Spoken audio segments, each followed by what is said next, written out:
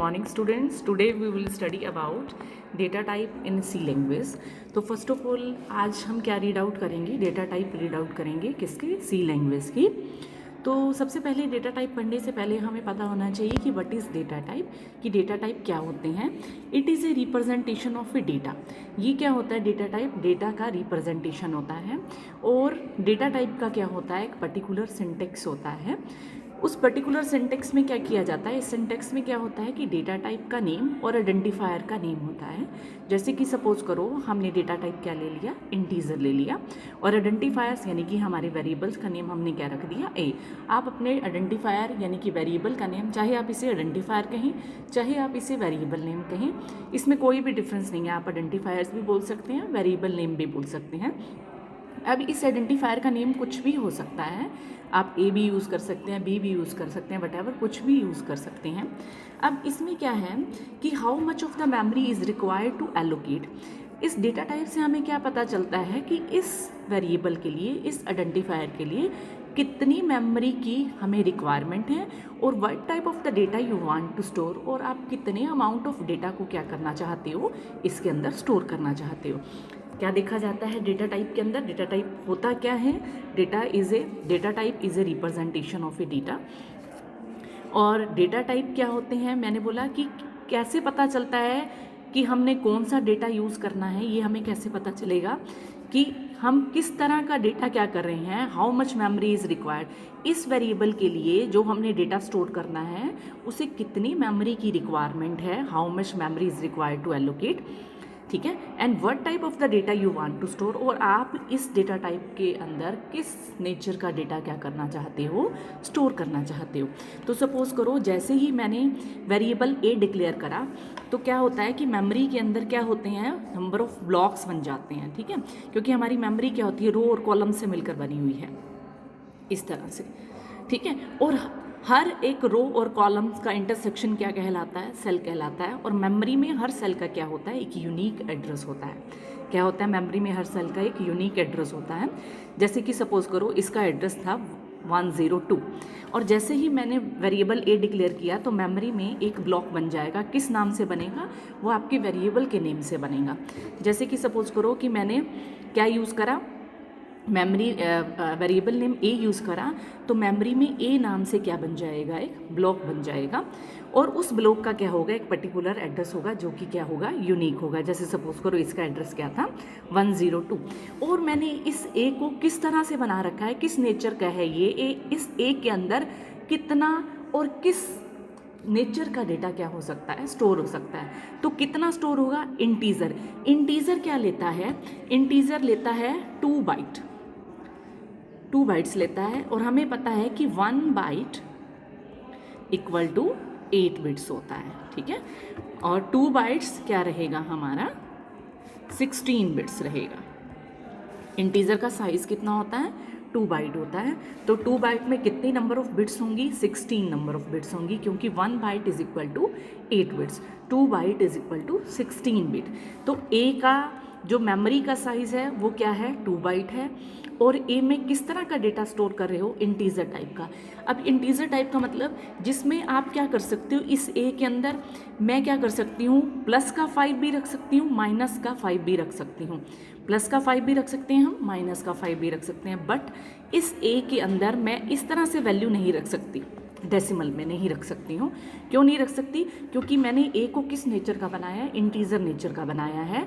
ये इंटीजर होने की वजह से ये डेसिमल वैल्यूज़ नहीं लेगा। ये क्या ले सकता है, प्लस की वैल्यू भी ले सकता है, एज वेल एज माइनस की वैल्यू भी ले सकता है। बट डेसिमल की वैल्यूज़ इंटीजर सपोर्ट नहीं करता है, ठीक है।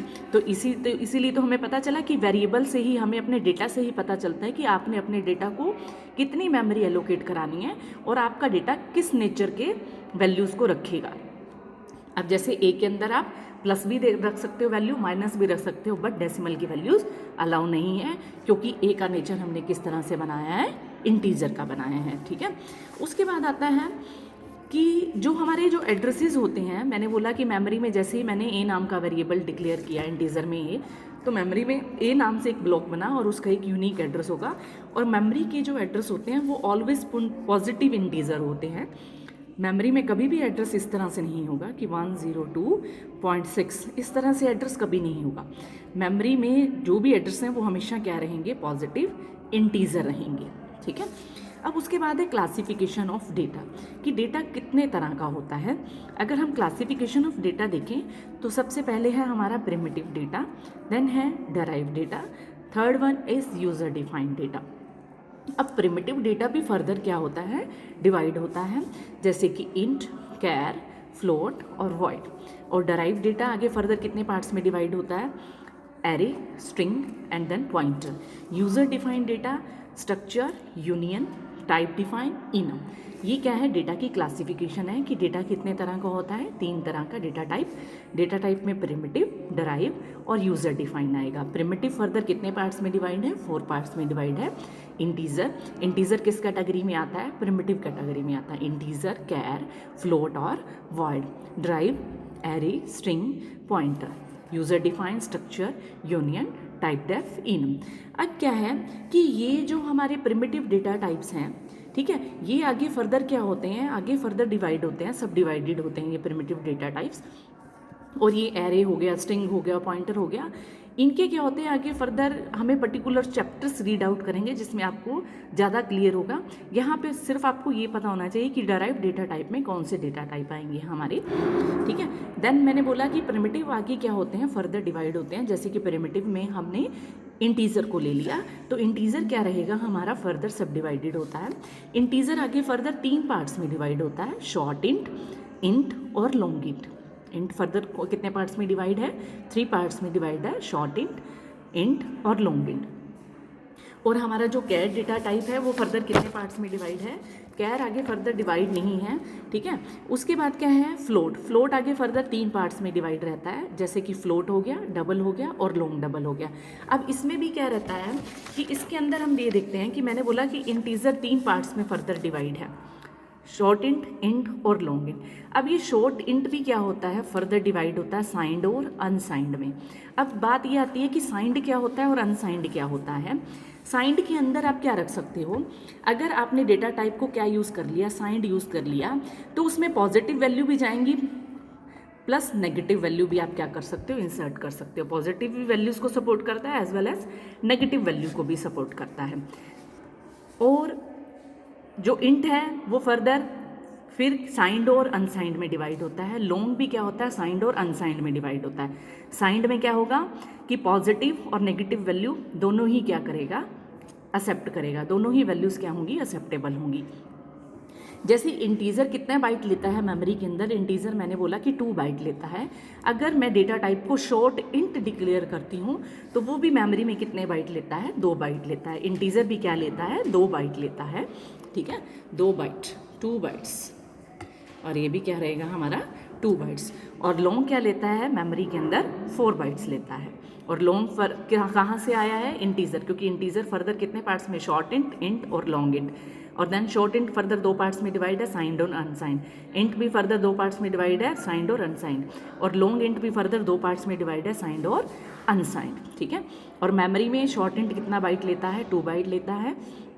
और इंटीजर भी 2 बाइट लेता है। और लॉन्ग इंट कितने बाइट लेता है, 4 बाइट लेता है। अब जो कैर है हमारा, कैर जो है हमारा मेमोरी के अंदर 1 बाइट लेता है। कैर कितने बाइट लेता है हमारा, मेमोरी के अंदर 1 बाइट लेता है। और कैर भी फर्दर 2 पार्ट्स में डिवाइड होता है, साइंड और अनसाइंड। और फ्लोट फर्दर 3 पार्ट्स में है, फ्लोट, डबल और लॉन्ग डबल। फ्लोट जो है वो मेमोरी के अंदर 4 बाइट लेता है। डबल अगर हम डिक्लेयर करते हैं तो वो मेमोरी के अंदर 8 बाइट लेता है। लॉन्ग डबल अगर हम डिक्लेयर करते हैं तो मेमोरी के अंदर 10 बाइट्स लेगा। साइंड है तो साइंड का मतलब क्या रहेगा कि पॉजिटिव वैल्यू भी as well as negative value भी। अगर मैं डेटा टाइप को अनसाइंड डिक्लेयर करती हूँ तो उस केस में सिर्फ पॉजिटिव वैल्यू अलाउ होगी, नेगेटिव वैल्यू अलाउ नहीं होगी। और बाय डिफ़ॉल्ट जो डेटा टाइप होते हैं, बाय डिफ़ॉल्ट डेटा टाइप क्या रहते हैं, साइंड रहते हैं। आपको साइंड लिखने की ज़रूरत नहीं है। अगर आपने कैर के आगे कुछ भी नहीं लिखा और इसका मतलब कैर बाय डिफ़ॉल्ट क्या है, साइंड है। अगर आप कैर के आगे अनसाइंड लिख देते हो तो आप उसमें माइनस की वैल्यूज़ अलाउ नहीं है। कि कौन सी वैल्यूज़ अलाउ हैं उसके अंदर, पॉजिटिव वैल्यू अलाउ हैं, ठीक है। Thank you students.